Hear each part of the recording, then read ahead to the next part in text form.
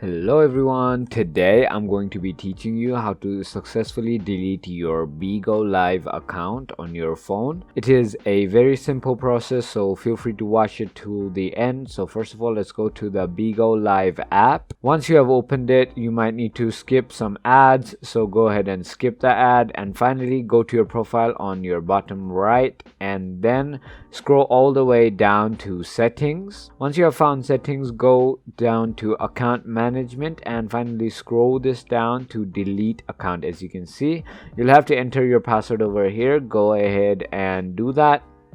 Once you have entered your password, you can click on the next button, and finally it will tell you to confirm and continue, and then you will have to read this terms and policies thing, and once you have read that, click on the I read it and click on delete and confirm your delete.